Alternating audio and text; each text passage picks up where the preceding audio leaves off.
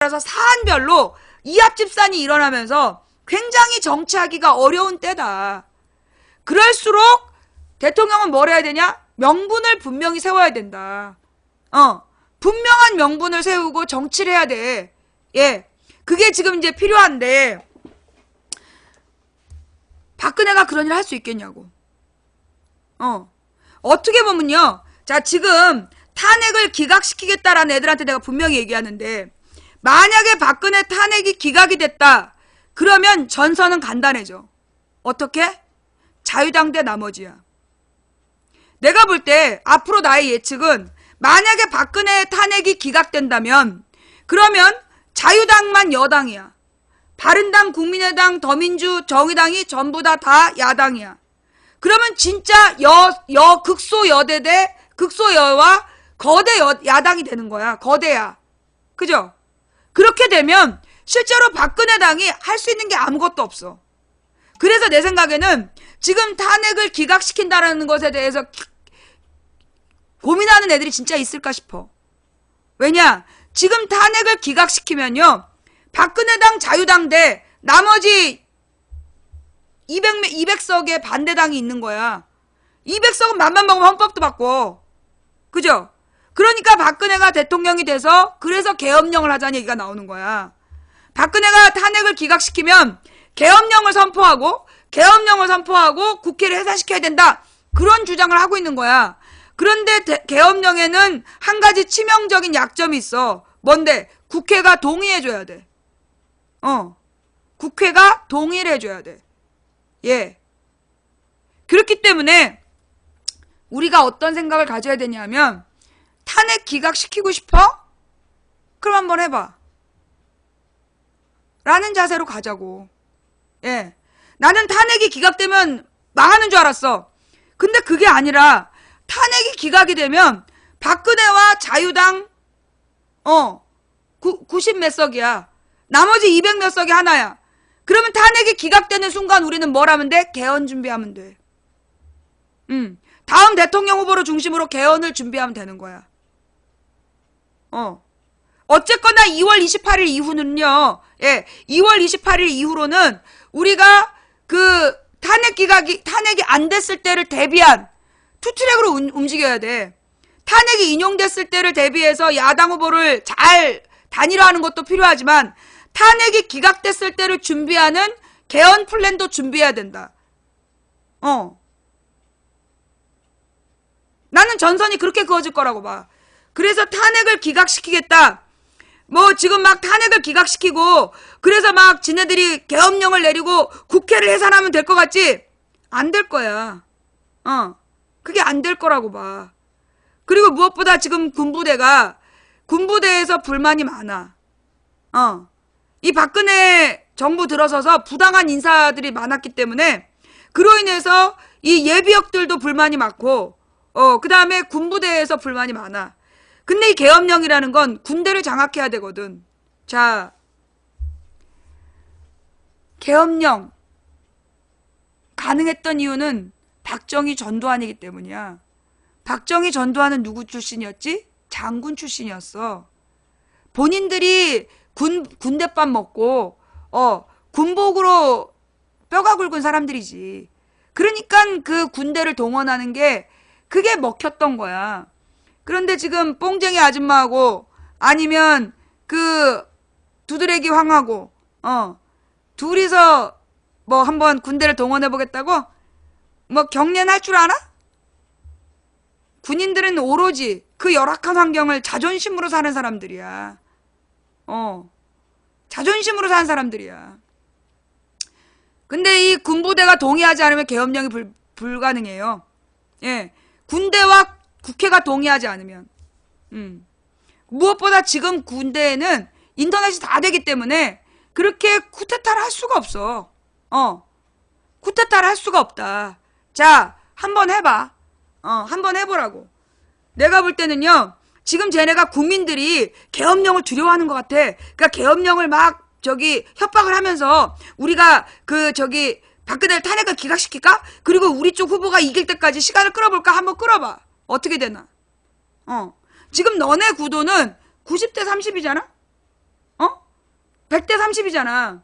그럼 너네 100대 30이 너네끼리 어떻게 해갖고 후보를 만든다고 쳐. 그럼 100명 쪽에서 유리한 애가 나온다고 200명이 도와줄 것 같아? 너네가 백날 공을 들여봤자 너네 쪽 후보는 이번에 안 돼. 그 다음에 박근혜 탄핵을 기각시키고 박근혜가 돌아온다? 그러면 결국 90명짜리 정당이 여당이 되는 거야. 바른당이 도와줄 것 같아? 박근혜한테 칼집 꽂았는데 얘네가 박근혜한테 기어들어갈 것 같아? 나머지 야당들이 박근혜 탄핵을 주도한 사람들이 박근혜한테 충성을 맹세할 것 같아? 결국 국정마비야. 허수아비 박근혜. 그럼 박근혜의 목적은 딱 두 가지야. 국정교과서로 지네 아버지를 영웅으로 만들고 그 다음에 자기 통치 기록을 국가기록물로 지정하겠다. 예, 국가기록물로 지정하겠다 이거예요. 그래서 지금 세월호에 대한 모든 내용을 묻어버리겠다 이런 거잖아. 근데 국가기록물법은 법이 아닌가? 법은 국회에서 바꾸는 거 아니야? 국민이 바꾸라고 그러면 바뀌는 게 기록물법이지. 자, 중요한 건 이 모든 스토리의 핵심은 국민이 똑바로 정신 차려야 가능한 시나리오예요. 예, 뭐요? 지금 우리 국민들이 내가 보니까 요 며칠 동안 내가 한 2주 동안 우리 국민들이 두려움에 빠져 있었어. 저것들이 돌아오면 어떡하지? 우리 진짜 죽는 거야? 그럼 또 굉장히 두려움에 빠져 있었어. 그런데 여러분 아주 막강한 군대, 성경에 보면 그런 장면이 나와. 너무너무 많은 100만 대군이 와가지고 이 작은 마을 하나를 치려고 그래. 이 다 죽은 거야. 근데 다음날 아침에 나가봤더니 100만 대군이 죽어있어. 지네들끼리 두려워갖고 서로 죽인 거야. 자, 무슨 얘기냐? 우리가 지난 2주 동안 두려워했던 건 뭐였냐면 지난 2주 동안 두려워했던 건 박근혜가 돌아올까봐 두려워했던 거야. 그런데 여러분 제가 볼 때는요, 박근혜가 돌아온다고 두려워할 필요 없어요. 왜? 어느 때 두려워해야 되냐? 우리가 힘이 없을 때야. 여러분 우리에게는 뭐가 살아있어요? 우리 잊지 말아야 될 거야. 대통령 투표권이 살아있어요. 쟤네가 우리를 다 죽이기 전에는 여러분의 투표권을 뺏지 못해요. 예. 무슨 얘기인지 알겠어요? 지금 박근혜가 돌아올까봐 두려워서 막 위축되어 있는 사람들, 그럴 필요 없다고. 걔네가 돌아온 다음을 한번 생각해보자. 별거 없다니까? 족도 아닌 거야. 오로지 지 기록물 지키려고 돌아오는 거야. 지네 아버지 영웅이란 거짓말하고. 그런 게 무슨 대통령을 하겠어. 못하죠. 투표 조작 개소리 하지 말라고 그래. 그 투표 조작설 주장하는 애들의 특징이 뭐냐면 개표 참관인으로 한 번도 안 가본 애들이야. 지금 개표 참관인 했던 사람들 중에 개표 부정 운동한 사람 있어? 한 명도 없어. 개표 참관인을 해본 사람은 개표 부정이라는 게 말도 안 된다는 걸 알기 때문이야. 투표 한 번도 안 해본 것들이 투표 조작하면 어떻게 해요? 라고 주장하는 거지. 쭌뽕이처럼. 그 투표 조작설 왜 나온지 알아요? 투표를 떨어뜨리려고 나와요. 투표해봤자 소용없다. 투표하지 마라. 그게 결론이야. 수개표론, 투개표론, 그 목적이 하나야. 투표소에서 개표해라 이렇게 주장하는 이유가 뭐냐? 투표해봤자 소용없다. 투표율 떨어뜨리려고 내놓은 거야. 그거 몰랐어? 걔네 목적이 그거잖아. 우리나라의 투표제도가 잘못된 게요. 예, 투표 시간이 너무 짧아. 그런데 우리나라는 다른 나라랑 다르게 그 투표하는 날 일들을 하잖아. 서비스업이. 다른 나라는 서비스업이 일을 안 하는데 투표하는 날 우리는 서비스업은 일을 해. 그러니까 투표를 못 하는 거야. 그래서 그 투표가 하루밖에 안 되니까 2번의 날 더 준 거야. 그게 사전투표야. 그런데 투개표 운동한 애들이 사전투표 못하게 하잖아. 목적이 뭐야? 투표를 떨어뜨리려고. 투개표 주장하는 애들의 목적은 한 가지야. 투표를 떨어뜨리기. 투표에 대한 불신감을 줘갖고 투표를 못하게 하는 게 목적이야. 근데 내가 볼 때 걔네들 말이 안 통하는 것 같아. 걔네들의 목적대로라면 투표율이 떨어져야 되는데 안 떨어지잖아. 그죠? 예. 그러니까 약간 모자란 덩다리들한테 투표하지 말라고 그렇게 하는 거고, 실제로 여러분 투개표 못 믿겠다. 개표 참관인 하시면 돼요. 예. 지금 정당이 많아. 그러면 그 많은 정당에 가서 나 개표 참관인 하겠다라고 신청하세요. 돈도 줘요. 개표 참관인은 돈도 줘요. 돈 받고 개표 참관인 하시면 돼요. 개표를 부정하면 어떻게 해요? 그거 다 개소리예요. 예. 무슨 얘기인지 알겠어요? 예. 그 개표 조작하면 어떻게 해요? 두려우면 개표 참관인, 투표 참관인 하면 된다고. 투표 참관인이 하는 일이 뭐냐면 투표함을 봉인할 때 그때 이 투표 참관인이 역할을 하는 거야. 못 믿겠으면 투표 참관인 신청해서 봉인한 거 사진 찍어. 휴대폰으로 딱 찍어. 그래서 봉인이 제대로 됐다는 기록을 남겨. 그 다음에 나중에 개표 참관인이 우리 지역구 투표소를 열 때, 투표함을 열 때 내가 보낸 사진하고 맞는지 그 비교해보면 되는 거잖아. 그지? 개표 몇만 원 줘요. 한 4만 원인가 3만 원인가 줘. 개표 참관인은 더 받든가? 투표 참관인도 오전조, 오후조가 있어. 그리고 개표 참관인은 되게 시간이 길기 때문에 개표 참관인 돈 더 받을걸? 몇만 원 받아요. 그러니까 투표 참관인이나 개표 참관인을 참여하면 되는 거야. 실제로요, 더 웃긴 게 뭐야? 지방은 경상도 같은 데는요, 투표 참관인, 개표 참관인을 제대로 못 구해. 그냥 그거 놀면서 돈 버는 거야. 그거 참가해. 그래서 개표 감시를 어떻게 하는지, 투표 감시를 어떻게 하는지. 내가 진짜 투개표론자들한테 화가 나는 게 뭐냐면, 정말로 개표가 걱정된다면, 나라면 불러다가 투표 참관인, 개표 참관인을 적극적으로 신청하게 하고, 그 다음에 어떻게 개표해야 되는지, 어떻게 투표해야 되는지, 참관인을 어떻게 해야 되는지 교육을 하겠어. 했습니까? 걔네들 그런 거 했어요? 안 했잖아요. 그런 건 안 하면서 투표 못 믿겠다. 그러니까 내가 걔네들을 국정원이라고 보는 거야.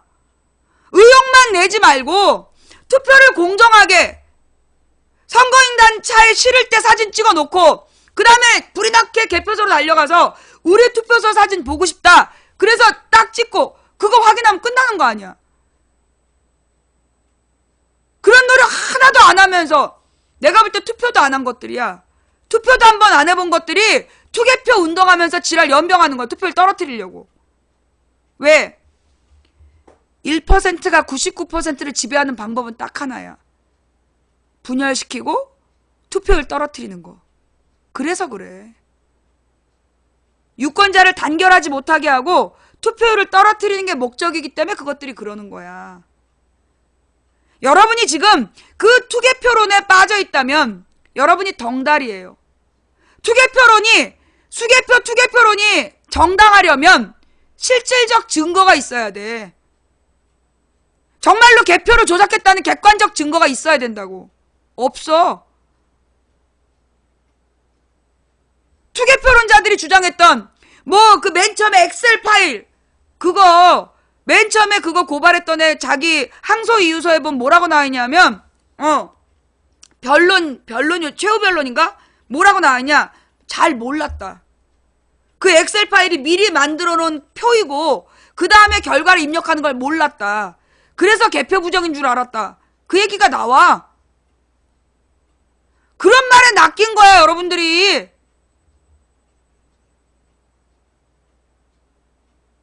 지금 개표 부정에 많은 증거들이라고 나와 있는 거예요. 그거 하나하나 따져보면 다 가짜야. 다 가짜 뉴스야. 몰랐지 또.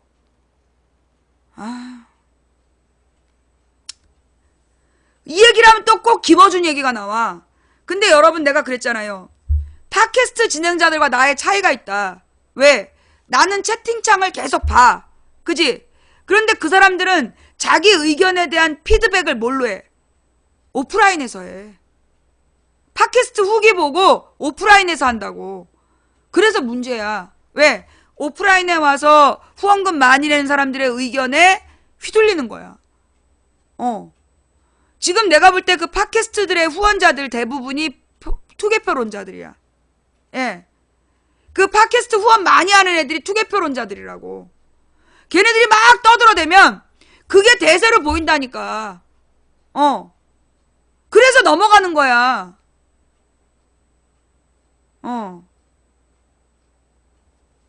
나는 옛날부터 그랬잖아. 나한테 아무리 후원을 많이 해봤자 대접을 안 해줘. 이유가 뭔데? 내가 누구한테 들으니까 그러더라고. 옛날에 아프리카에서 방송했던 누구누구는 막 회장님 하면서 그렇게 전화를 했대. 그 팬클럽 회장한테 막 전화를 해가지고 막 관리를 하고 그랬다는 거야. 그래야 이제 계속 별풍선 쏘니까. 나는 그런 거 한 번도 해본 적 없어. 도리어 우리 저기 탑 20에 들어갔다. 근데 빨간 글씨를 쓴다. 그럼 한마디로 제일 후원 많이 한 20명이 들어간 거야. 그런데 채팅을 많이 한다. 그러면 내가 뭐라 그래요? 아, 후원자님 감사합니다 그래요? 채팅하지 말라 그래요. 채팅 못하게 하잖아. 그 아이디는 후원할 때만 쓰시고요. 채팅할 땐 다른 아이디로 하세요. 빨간 채팅이 너무 많아지면 그게 망치분방 의견인 줄 안다고. 그래서 우리 방송은 빨간색이 되면 채팅을 못해. 우리 방송은 빨간색이 채팅을 많이 하면 걸려. 그러니까 망치부인 생방송 때 절대 빨간색이 채팅 안 해. 망치부인 앞에서 눈에 안 띄려고 노력하는 이유가 뭐야? 아이디 바꾸세요. 세컨 아이디로 하세요. 열혈팬이 위축되는 방송. 그래야 돈으로 사람 좌지우지 못해. 돈으로 사람을 좌지우지하려고 하기 때문에 돈에 좌지우지 안 되려면 돈 많이 내는 사람들을 경계해야 돼. 뭐 열혈팬님들 섭섭하다면 미안합니다. 뭐 탈퇴하셔도 상관없고요. 환불은 안 돼요. 내가 맨날 얘기했죠? 환불은 안 된다고. 분명히 얘기했어요. 헛된 꿈 꾸지 마세요. 자, 어쨌거나 그래서 이 후원자들한테 휘둘리면 안 된다. 그리고 오프라인에서 막 의견 내는 사람들. 진짜 우리 방 팬들은 모여서도 한마디도 안 해. 근데 어쩌다 온 사람들이 꼭 말이 많아. 이재명 팬 그 아줌마.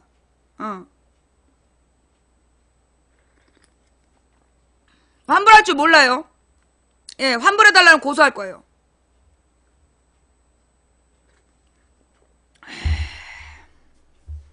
자, 그래서 제가 여러분께 해드리고 싶은 얘기는 뭐냐. 지금 이제 이 자유당이 생겼는데 얘네들이 옛날에 박근혜 무리를 지고 박근혜 무리로 그 옛날에 열린우리당과 노무현 공격하듯이 다음 대통령을 또 공격할 수 있다. 그렇다라면 지금의 이 4당 체제, 5당 체제죠. 지금 이 5당 체제에서 합리적인 대통령의 역할은, 그리고 이 의회 다수 의견을 어떻게 모아갈 건가, 이런 문제가 나서는 문제들이고요. 그 다음에 박근혜가 만약에 탄핵이 기각돼서 돌아온다 하더라도 쫄지 마라. 우리가 다수다.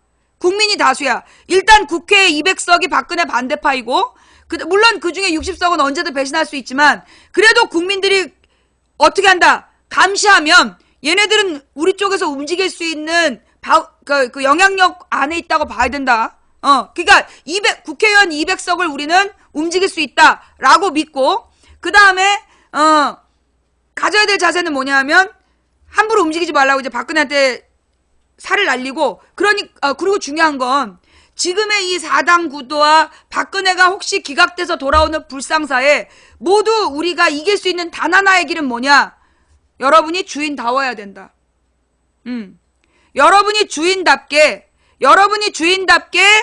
당당하고 내용을 많이 알아야, 그래야 여러분들이 주인으로서 역할을 하는 거예요. 여러분들이 그렇게 어쩌면 여러분들이 덩다리로 막 따라다니다 보면, 그러면 여러분들은 뭘 할 수가 없다. 주인 행세를 못해요. 여러분이 하다못해 떡볶이집을 하더라도 떡볶이 비법을 알아야 사장을 해요. 그거 요리사 아줌마한테 다 맡겼다. 어느 날 아줌마가 열받아갖고 안 나와버린다. 망하는 거야. 하다못해 떡볶이집 사장을 하더라도 떡볶이 할 수 있을 때 하는 거야. 그런 것처럼 여러분이 나라의 주인이면 지금 돌아가는 판을 정확하게 읽고 어디를 쳐서 어떻게 해야 된다, 이런 걸 분명히 알아야 되겠죠. 그죠? 예. 중요한 건 우리가 주인이라는 거야. 얼마나 웃기냐면요, 쟤네들이 우리를 지배하는 방법이 뭐냐? 위축시키는 거야. 지금 저 박근혜파 아이들이 박근혜가 관제 데모를 통해서 계속 자기네들이 늘어나고 있다 뻥을 까다가 서울광장에서 뻥 까고 나한테 걸린 거잖아 지금. 자백을 했더만 촛불이 자꾸만 그 숫자를 부풀려서 우리도 해봤다. 지네도 뻥이라고 얘기한 거야. 인정을 했어. 목소리 변조해서 나왔어요. 예. 자, 어쨌거나 그럼 쟤네들이 서울광장에 모여갖고 계속 뻥을 깐 이유가 뭐냐. 국민들 겁을 준 거야. 우리를 겁주려고 한 거야. 그래서 우리가 가져야 될 자세가 뭐냐. 여러분들 우리의 분노를 보여줘야 돼요. 우리의 주권을 보여줘야 돼. 지금 쟤네들이 노리는 건 뭐냐 하면 민주촛불은 꺼졌다. 탄핵을 인용하라는 촛불이 꺼졌다라는 주장을 하는 거야. 그러면서 개소리를 지금 남발하고 있는 거야. 그러면 어떻게 된다? 여러분들이요. 예, 여러분들이 촛불을 끄지 않았다는 걸 보여줘야 돼. 내가 사실은 10일날 하고 11일날 내 1박 2일 촛불이 있다 그래서 거기를 가볼까. 예, 지금 1박 2일 촛불이 내일 3시에 시작한다는 거잖아요. 내일 3시에 선릉역에서 시작을 해가지고 그 일정이 나와 있나요? 예, 내일 선릉역에서 3시에 시작을 해가지고 그거 일정이 어디 있나? 1박 2일에 대한 1박 2일에 대한 공지가 안 올라와 있네. 예. 그래서 24시간 촛불을 한대요. 그래서 내가 그거를 정말 가서 촬영하면서 이게 동참하고 싶다. 근데 그러면 앞으로 한 달 방송을 못 할 것 같더라고. 내가 우리 신랑한테 그렇게 해보고 싶다 그랬더니 당신 마음은 이해하는데 당신이 그렇게 1박 2일을 따라갔다 오면 진짜 중요한 이 28일까지 방송을 못하지 않겠냐. 예. 그래서 제가 그 현장에 가서 이게 15km를 행진한다 그러더라고. 근데 이제 내가 15km를 행진하고 나면 한 달은 알아 누울 것 같아. 그래서 중요한 건 어떻게 할 거냐. 내일 그 방송이 시작이 되면 그 장면을 이게 뭐라 그러나 보면서 계속 말로 중계를 해드리면서 방송을 하고요. 그 다음에 내일 저녁 때 내일 이제 2시에 우리 생방송을 시작해. 그래서 한 4시 5시까지 해. 원래 방송을. 그 다음에 10시쯤 시작해서 상황을 그 하루 동안의 행진 상황을 다시 점검하는 밤방송을 하는 거야. 야간 방송을 10시부터 12시까지. 예. 아니면 9시 반부터 10시까지든지. 아니야, 금요일이니까 9시부터 해야 되겠다. 금요일이니까 9시부터 11시까지 2시간 정도 야간 방송을 하는 거지. 그리고 그 토요일날 아침 일찍 광화문에 가서 기다리는 거죠. 예. 토요일날 토요일날 3시에 광화문으로 온다 그러더라고요. 그래서 토요일날 1시쯤 가가지고 기다리는 거. 그게 내 건강 상태에서 내가 할 수 있는 최선인 것 같아. 내가 1박 2일로 다 할 수는 없을 것 같고. 그래서 내일 낮 방송, 밤에 잠깐 정리하는 방송, 그 다음에 토요일날 2시쯤 가서 보니까 아마 3시에 집결하니까 한 6시쯤 끝나지 않겠어요? 2시부터 6시까지. 그 토요일날 집회 끝이 어떻게 되는지 일정 아세요? 네. 그러니까 아침 방송을 하겠다는 얘기는 아니고 토요일날 2시까지 가서 6시까지. 예. 반대? 우리 시청자들이 다 반대하는 거야? 그러면 내일 밤방송은 하지 말고, 예. 내일 그러면 밤방송은 하지 말고, 내일 낮방송하고, 그 다음에 토요일 낮방송? 콜? 그러니까 내일 낮방송 한 5시, 6시까지 하고, 그 다음에 토요일 2시부터 6시 정도까지 방송하는 걸로. 알았어. 예, 알겠습니다. 그 1박 2일 집회에 참가하고 싶었는데 시청자들한테 까인 경우죠. 예. 어떡하겠어. 부실해서 그런 걸. 예. 이게 사실 탄핵될 때까지 탄핵될 때까지 싸워야 되는 거니까. 그죠? 그래서 나는 지금 명박이에게 제안하는 거야. 이명박 세력에게. 그 또 박근혜 세력에게. 이명박근혜에게 내가 주장하는데, 너네가 돌아온다고 그래가지고 박근혜가 탄핵이 기각됐다고 그래가지고 당당할 게 없어. 국회 3분의 2가 네 반대편이야. 국회 3분의 2가 용납하지 않아. 뭔 얘긴지 알아? 니네가 돌아온다 그래서 우리가 쫄고 그럴 거라고 기대하지 마. 내 마음이 뒤집어졌어. 내가 두려웠는데 내 생각이 딱 뒤집어졌어. 아 씨발 돌아와 봤자지. 국회 3분의 2가 박근혜 반대편인데. 그죠? 자 그러니까 너희들은 돌아와서 등신댈래? 아니면 그냥 물러날래? 선택하면 돼. 박근혜는. 그 다음 이명박 너 잘 들어. 지금 뭐 시간을 끈다고 그래서 올 연말까지 시간을 끈다고 그래서 너네 명박이 명바타가 대통령이 될 수 없어. 그게 누구든. 반기문도 주저앉은 정국이야. 반기문도 주저앉은 정국이라고. 그게 뭘 말하는지 몰라? 국민들이 내가 여러분 그 되게 유의미한 조사가 있었어요. 문재인하고 안희정이 거의 동급이야. 문재인하고 안희정이 지금 거의 동급이야. 내가 리얼미터를 안 믿잖아. 그런데 내가 볼 때는 딱 맞는 조사 하나가 나왔어. 뭐냐면 문재인, 안철수, 황교안으로 나왔을 때 문재인이 51%다. 그 다음에 안희정, 황교안, 안철수로 나왔을 때 안희정이 49%다. 그렇게 나왔어. 근데 내가 볼 땐 사실 안희정이 더 높을 수 있어. 지금은 이게 안희정이 절대 지수에서 낮다라고 세뇌당한 상태에서도 조사가 그렇게 나온 거야. 그게 뭔 말이냐? 지금 국민은 문재인이든 안희정이든 상관없다는 거야.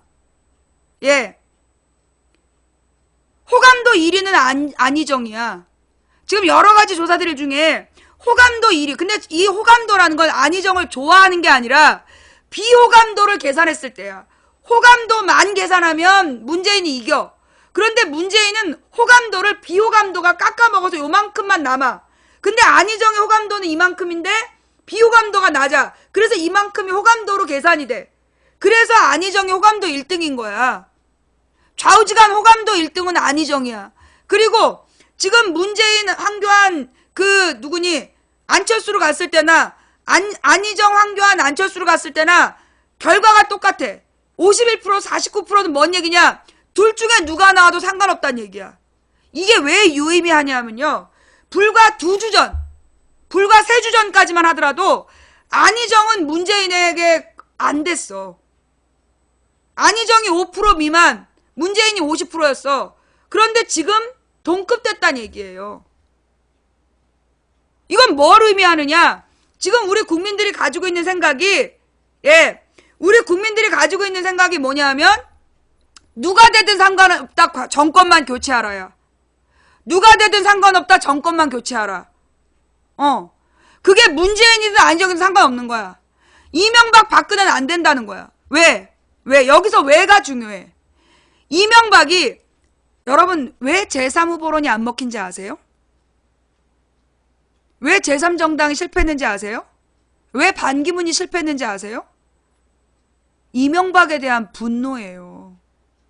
이명박의 4대강 자원외교 방산비리, 이거 밝혀야 된다.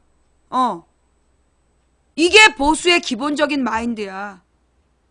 이명박 사기꾼이다. 여기에 대한 분노가 분명히 있어. 그 다음에 박근혜 5년의 이 양아치 짓에 대한 분노. 그래서 이명박 아바타나 박근혜 아바타 누구도 안 된다야. 이게 국민의 민심이야. 내가 볼 때 지금 60%가 국민의 55에서 60%가 이명박 박근혜 세력은 안 된다야. 이번에 절대로 안 된다. 자, 내 말이 맞는 것 같아, 틀리는 것 같아요? 이게 왜 반기문도 꺾이고 제3정당이 씨도 안 맥혔냐? 명박이 아바타가 될까봐. 이명박이 작년 8월에 나와서 설치면서 다음 대통령 선거를 지가 주도하겠다. 그래서 누구든 제3정당 후보나 새누리당 후보는 이명박 아바타다. 그래서 안 되는 거야. 잘 들어, 이명박. 박근혜 네가 돌아와도 우리는 국회 20석이 200석이 네 반대편이야. 이명박 잘 들어. 네가 누구를 가져다 놔도 홍저국이지 뭐 오바마를 데려다 놔도 명바탈 안 돼. 내가 분명히 선포하는데 이명박 너 잘 들어. 네가 오바마를 수입해다 데리고 출마를 시켜도 택도 없어. 어? 네가 오바마를 수입해서 출마시켜도 네 명박이 아바타는 누가 나와도 안 돼. 이게 국민 뜻이야. 알아? 여러분, 자, 잘 생각하세요. 이게 가능하려면 여러분이 당당해져야 돼요. 여러분이 주인이에요. 여러분이 주인인데 이제까지 우리가 저 새끼들 협박에 질질 끌려다니고 그런 거야. 아주 덩치 조그만 애가 덩치 큰 보디가드 데리고 다니는 거 있지. 그지? 덩치 조그만한 놈이 덩치 큰 보디가드를 데리고 다니면서 보디가드를 막대하는 경우 보잖아. 그 왜 그러는가? 등치 큰 애가 얘한테 쫄아 있는 거야. 지금 우리가 그런 거예요. 좆도 없는 새끼들한테 아무것도 아니야. 한 줌도 안 되는 새끼들한테 우리 99%의 거인들이 왜 그래? 무서워. 어떻게 하면 되는데? 이러고 있었던 거야, 우리가. 뭔 말인지 알아요? 그래서 우리가 지금 가져야 될 자세는 뭐냐? 야당 대통령 누가 되든 우리가 이길 거다. 그 이유는 박근혜 이명박의 10년의 학정을 통해 국민들이 제대로 깨달은 거야. 솔직히 그전엔 몰랐어. 자, 우리 잘 생각해볼까요? 87년에 민주화운동 했어요. 그런데 첫 번째 대통령 노태우였어요. 노태우가 북방외교한다고 돈 퍼돌리고 김영삼이 북한하고 관계 개선한다고 연변에서 돈 쏟아붓고 그런 거 아니야. 그리고 나서 이 김영삼 때 IMF가 왔어요. 그리고 나서 김대중 노무현 정부를 겪으면서 뭔 생각을 했냐? 김영삼 때 IMF가 와서 그랬지. 원래 보수가 정치를 잘해. 박정희 전두환 때 얼마나 잘 살았어. 먹고 살만했잖아. 그러면서 이명박을 찍어줬어. 그런데 이명박이 집에만 부르고 먹고 튀었어. 그래서 박근혜를 시키자. 박근혜라면 박정희 전두환 때 우리 서민들 먹여 살리듯이 먹여 살려줄 거야. 그런데 이게 순 지 친구 주머니만 채웠어. 그래서 깨달은 거야. 아, 이제까지 대한민국이 착각했구나. 보수가 유능하다는 착각. 새누리당이 유능하다는 착각을 했구나. 이명박과 박근혜, 노태우와 김영삼, 이제 샘플이 4개가 됐어. 그 넷의 공통점은 뭐야? 무능했다는 거야. 그런데 막 무능하다고 욕했던 김대중 노무현 때가 도리어 더 기회가 많았던 거야. 그래서 깨달은 거지. 아, 보수가 유능하다는 건 거짓말이었구나. 이제 이게 누구의 생각이냐? 40대부터 60대, 40대부터 60대 고학력 보수 세력. 40에서 60대에 고학력 보수 세력. 자, 그러면 여기서 고학력이 나는 고졸인데, 나는 중졸인데, 학교를 못 가봤는데, 학교를 못 가봐도 망치부인 방송을 듣는다면 여러분은 대학원 강의만큼 듣고 있는 거예요. 예? 망치부인 방송을 한 10년 들으셨으면 여러분은 대학원 졸업한 사람들보다도 많이 아시는 거예요. 그러니까 망치대학 졸업자는 고학력으로 보시면 됩니다. 자, 무슨 얘기냐? 40에서 60대 보수 세력이 지금 깨어났다는 거야. 쟤네 새누리당이 유능한 줄 알았는데 아니구나 를 알게 된 거야. 왜? 이 사람들이 그럼 왜 이렇게 갑자기 변했느냐? 모든 것은 인터넷에서 시작됐다. 옛날에 인터넷이 없을 때는 신문과 텔레비전 뉴스로만 정보를 얻을 수밖에 없었고 그들의 언론 조작에 놀아날 수밖에 없었다. 그나마 신문 본다는 우리가. 그런데 이제 인터넷을 김대중이 인터넷을 깔고 노무현이 참여정치를 가르치면서 이제 우리는 인터넷을 통해서 합리적으로 정보를 취득하고 분석할 수 있는 능력이 있으며 그리고 우리의 삶의 경험을 통해서 그 다음에 김대중 노무현의 경험을 통해서 우리는 미래의 국민상을 제대로 그려가고 있다. 아직 완성되지 않았지만 나는요 감사하게 됐어요. 덩다리 숫자가 점점 줄고 있어. 문제가 많은 사람들, 문재인이 아니라 문제를 일으키는 문제 아들의 글을 RT하는 숫자가 점점 줄고 있다는 거야.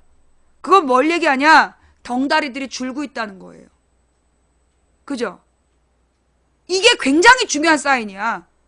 문제 아들의 트위터를 RT하는 숫자가 줄어들고 있고 그 문제 아들의 SNS에 반응하는 숫자가 급격히 줄고 있어요. 무섭게 줄고 있어요. 덩다리들이 줄고 있다는 거야. 망치부인 덕분이죠. 아니요. 망치부인 방송 시청자들 덕분이죠. 사실 망치부인도 옛날부터 이렇게 다 알았던 건 아니거든요. 자, 여러분 어떠세요? 오늘 망치부인 방송을 들어보니까 사실 우리 방송의 힘은요, 시청자들의 힘이에요. 나 오늘 아침 억울했어. 누가 헌법재판소에 가서 어떻게 글 쓰냐? 그래서 내가 헌법재판소 들어가는 법을 보여줬어요.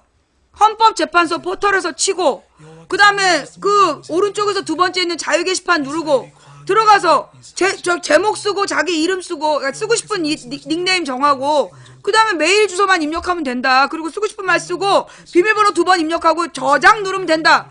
그랬더니만 헌법재판소 게시판에 내용이 한 3개인가 4개인가 올라오더라고. 그건 뭔 얘기야? 난 한 번밖에 안 가르쳐줬어.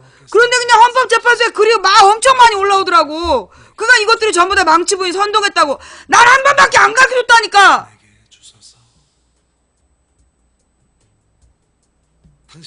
좌우지간 헌법 게시판도, 헌재 게시판도 내가 먹었어. 헌재 게시판에서 가장 영향력 있는 인물은 나야. 뭐 그렇게 나를 두려워해주니까 고맙긴 한데, 난 한 번밖에 안 가르쳐줬어. 그러면 왜 망치부인이 하루아침에 저들의 핫한 타겟이 됐을까요? 우리 방 시청자들의 행동력이죠. 예, 우리 방 시청자들의 행동력이 쟤네들을 긴장시키고 판을 뒤집고 흐름을 만드는 거야. 아니, 난 솔직히 어느 날 궁금했어. 도대체 국정원은 나를 왜 그렇게 괴롭힐까? 뭐 때문에? 내가 뭐라고? 그리고 깨달았지.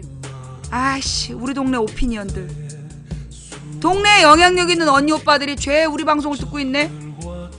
그래서 국정원이 화가 나는 거야. 옛날에는 자기네들이 종편과 그 다음에 이 조중동과 KBS 뉴스로 장악을 했었는데, 아니 이 언니 오빠들이 동네 오피니언 리더들이 망치부인만 보는 거야. 거기서 이 국정원이 분노한 거지. 지 말보다 내 말을 더 들으니까. 근데 웃기는 게 뭐냐? 이 언니 아들이 내 말을 듣고 점점 똑똑해진 다음에 언니 오빠 아들이 동네를 장악하고 동네를 변화시켜서 지금 대한민국의 보수 세력이 망치부인과 생각이 똑같아. 그죠? 본인이 40대에서 60대 보수인데 망치부인 얘기를 들으면 다 맞는 것 같다. 손 들어봐. 내가 보니까 지금 그래. 우리나라 40대에서 60대 보수 세력이 망치부인이랑 생각이 똑같아. 한장하는 거지. 자기네들이 사실 쟤네 종편 만드느라고 수조원 썼어요. 수조원 들여갖고 종편 만들고 수천억으로 언론 만들고 그동안 이 국회의원들 로비하느라고 수십 년 동안 수천억을 썼는데 망치 전현이 웹캠 하나 딱 달고 따발따발 떠들었는데 대가리 큰 년 전현말에 사람들이 저렇게 움직일 줄 누가 알았어. 니네가 여기서 실수하는 거야. 우리 방송은 나 때문이 아니라 누구 때문이야? 시청자 때문이야. 우리 시청자들이 워낙 활동력이 있기 때문이지. 나는 근데 누군지 몰라. 난 이 사람들이 누군지 몰라. 자, 여러분, 2015년 9월이었죠. 제가 여러분께 이 노래를 처음 들려드렸던 날, 제가 밤새도록 울면서 하나님께 엎드려 기도했을 때 하나님이 참다 못 참고 너 이 노래 좀 들어봐. 그래서 제가 이 노래를 듣고 잠이 들었다는, 이 산지를 내게 주소서라는 찬양을 하나님이 직접 검색해서 듣게 하셨어요. 그리고 제가 그때부터 이 노래 하나를 듣고, 그리고 지금까지 싸워왔어요. 우리가 그때부터 배운 말이 뭐죠? 이기기 어려운 싸움에서 지지 않는 단 하나의 방법은 싸움을 끝내지 않는 것이다. 우리가 가는 길은 갈만한 길이라서 가는 게 아니라 가야 할 길이라서 가는 거다. 우리가 이길 수 있을까요? 라고 물어보면 안 된다. 우리는 무조건 이겨야만 한다. 근데 이기는 게 되겠어요? 된다고 믿든 안 된다고 믿든 당신의 믿음대로 될 거다. 한 사람이 꾸는 꿈은 꿈일 뿐이지만 백인이 꾸고 만인이 꾸면 현실이 된다. 중지동천, 무리가 모여 뜻을 모으면 하늘을 움직일 수 있다. 누군가 포기해서 오늘 우리의 절망이 싹텄다면, 오늘 우리가 포기하지 않으면 내일의 역사를 바꿀 수 있다는 신념을 가지고 달려가자. 그래야 온 우주에서 가장 비참한 소망, 유가족이 되고 싶다는 그 엄마의 품에 어린 딸을 돌려줄 수 있기 때문이다. 우리가 그 엄마의 품에 딸을 돌려주지 못하면 아무도 우리에게 우리 편을 들어주지 않을 거니까 우리 약한 우리들이 모여서 그 엄마의 한을 풀어주자. 그게 우리가 할 첫 번째 길이다. 세월호를 인양하고 미수습자를 수습하고 그렇게 죽어간 수많은 어린아이들, 신생아들이 죽어갔어요. 신생아랑 같이 잤던 산모들이 죽어갔어요. 1200명의 신생아 엄마들이 죽어갔어요. 그 죽음에 대해서 아무도 책임을 안 지고 있어요. 책임자를 처벌하고 지금도 늘어나고 있는 수천 명의, 수만 명의 피해자들에게 피해자 대책을 마련할 때까지 우리는 절대 대우를 흐트러뜨리면 안 됩니다. 우리가 모여있다면 모여있는 부대는요, 아무리 작은 수라도 깰 수 없어요. 똘똘 뭉쳐있는 부대는 아무리 숫자가 적어도 절대 깰 수 없어요. 그러나 아무리 숫자가 많아도 그들이 분열되어 있다면 하루아침에 깨지는 거예요. 단결해서 갑시다. 하나가 되어 갑시다. 우리 옆에 하나님이 서 계십니다. 이 싸움은 우리가 싸우는 싸움이 아니라 하나님께서 싸우시는 싸움이에요. 너희는 대열을 이루고 서서 내가 어떻게 싸우는지 보라. 그게 우리 하나님의 메시지입니다. 단결해서 갑시다. 누가 되든, 누가 대통령이 되든 박근혜, 이명박보단 잘하지 않겠습니까? 탄핵 기각? 야, 이 씨발놈들아, 너네 노무현, 김대중이 이렇게 했으면 탄핵 기각 소리가 나왔겠냐? 노무현, 김대중이 비선 실세한테 주머니 채워주고 재벌들 삥 뜯어가지고 말장사 데리고 주사 맞으러 다니고 기치료 아줌마들 들어나 다녔으면 너희들 가만뒀겠어? 어? 사형시키고 부관 잠실시켰지. 어따 대고 탄핵 기각이야. 여러분, 두려워하지 맙시다. 하늘이 우리 편이에요. 여기서 하늘이란 명분을 얘기해요. 싸움에 이기려면 세 가지가 필요하다. 첫째, 명분. 둘째, 훌륭한 지휘관. 셋째, 훈련된 병사들. 우리는 셋 다 있어요. 명분이 우리 편이고 지휘관, 누가 대통령이 되든 잘할 겁니다. 그리고 우리에게는 뭐가 있어? 망치부인 방송국 시청자들이 있잖아. 자, 지금까지 도봉구 창동사는 불량주부 망치부인이었고요. 오늘 함께 해주신 매니저님들, 그리고 이 방송 녹음 녹화 떠서 유튜브와 팟캐스트에 뿌려주신 님들 고생이 많으십니다. 감사합니다. 오늘 후원해주신 한 분 한 분 진심으로 감사드리고요. 여러분들이 이름 안 불러줘서 섭섭하시면 안 하셔도 돼요. 그럼에도 불구하고 후원해주신 분들 덕분에 오늘도 망치부인 힘차게 방송할 수 있었고요. 다음 방송은 내일 낮 2시. 다음 방송 내일 2시 할게요. 2시에 만납시다. 감사합니다. 후원 못해서 미안하다 소리 하지 마세요. 생방송 처음부터 끝까지 지켜준 여러분이 진짜 후원자입니다. 감사합니다. 망치부인이었습니다. 내일 낮 2시에 만나요.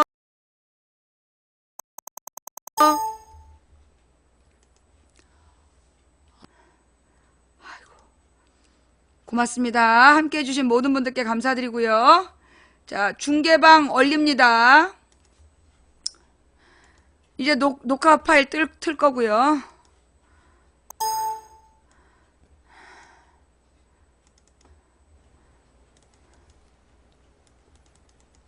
반복 재생 눌렀어요.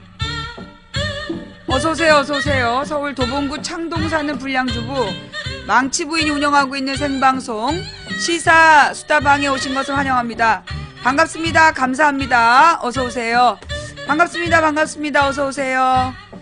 예, 지금 사정이 있어서 본방은 지금 얼려놓고, 본방은 얼려놓고 중계방만 보고 있어요. 왜냐하면 지금 본방에서는 오류가 뜨고 있습니다. 예, 이게 아프리카에서 오류가 아니라 업데이트를 했다는데 제가 볼 때 이 업데이트한 직원이 뭔가 좀 불만이 있는 것 같아요. 서수길 대표님, 이 직원분하고 상담 한번 해보시기 바랍니다. 채팅창에 누가 꿀잼을 누르면 꿀잼이 채팅창에 쭉 올라와요.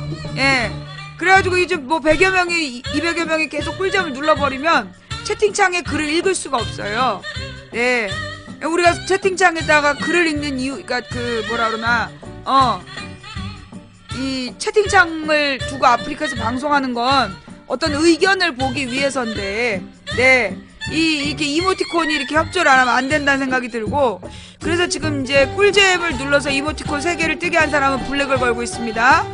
예. 지금 이제 아프리카에다가 전화를 했어요. 네. 아프리카에 전화를 해가지고, 지금 이제 아프리카에서 전달하겠대요. 네. 이 채팅에 방해가 돼가지고 방송을 할 수 없다.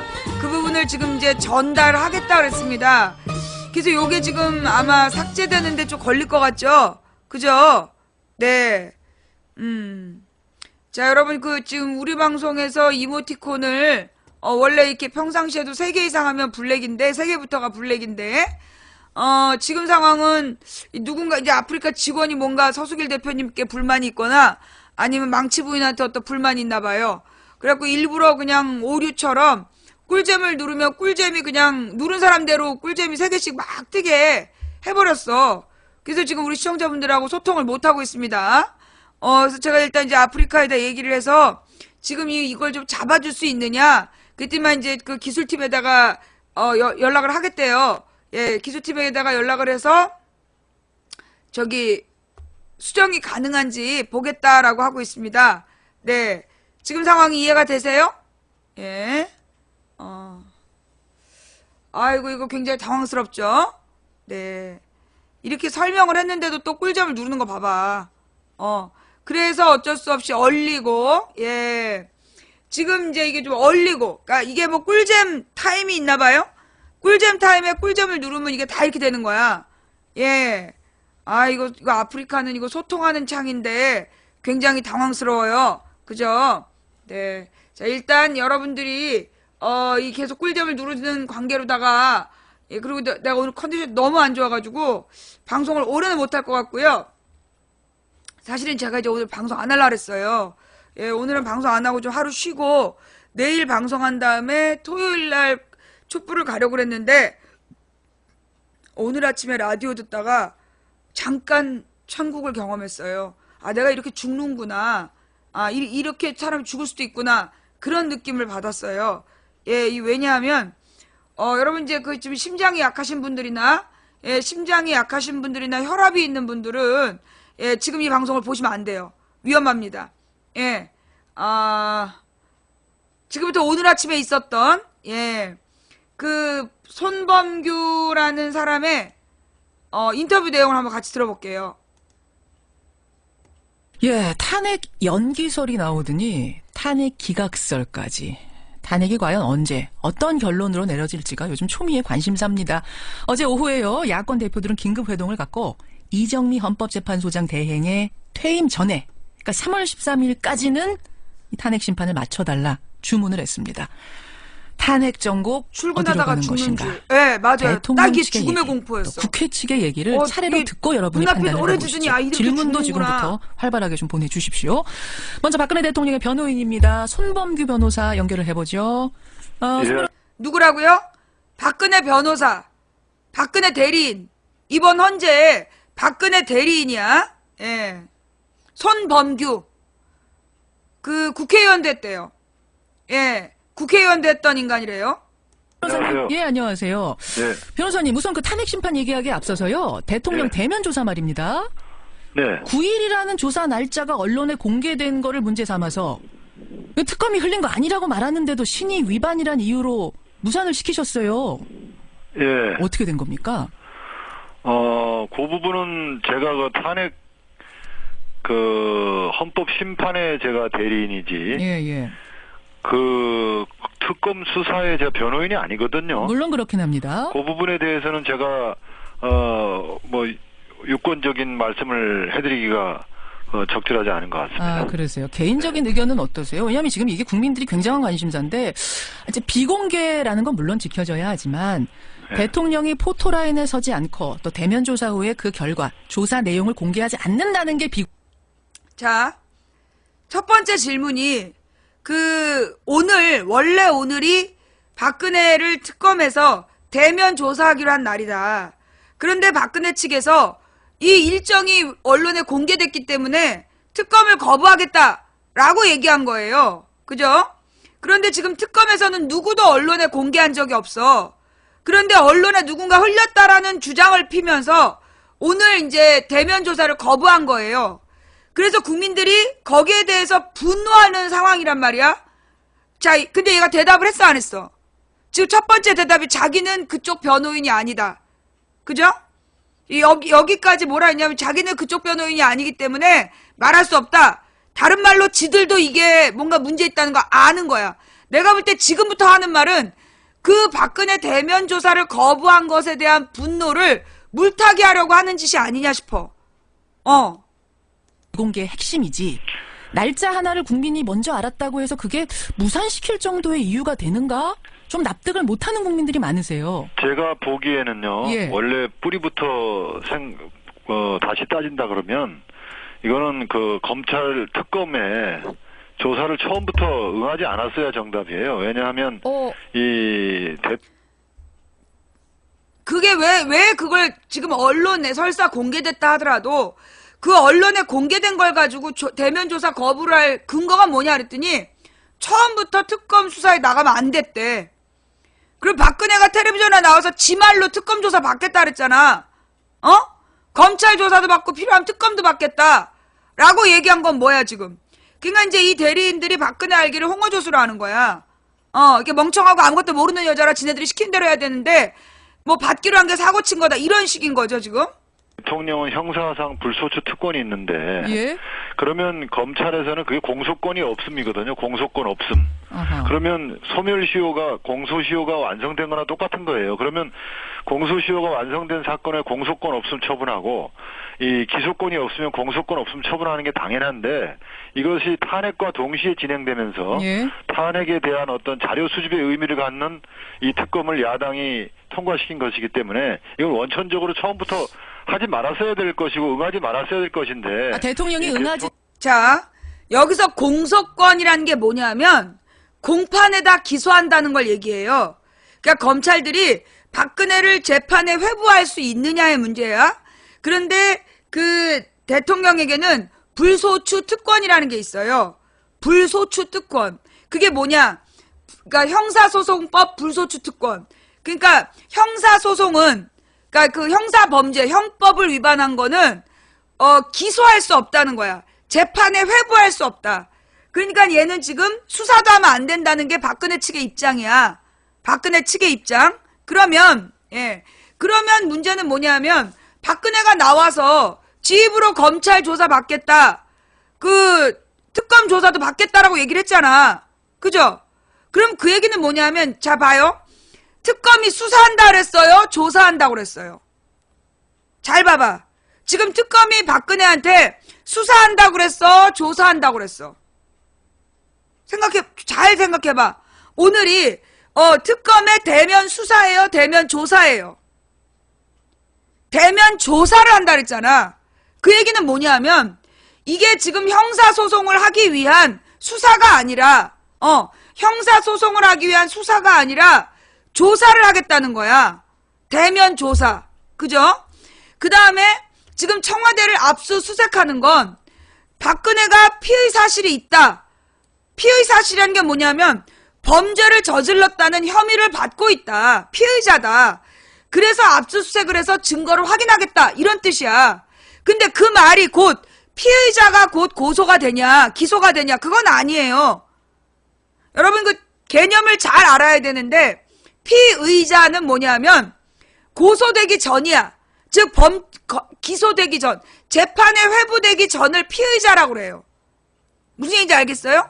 검찰이 재판에 회부를 해서 얘가 형사 범죄를 저질렀으니까 형법으로 판결해 주십시오 라고 요청하면 그때부터 피의자가 아니라 뭐가 될까요?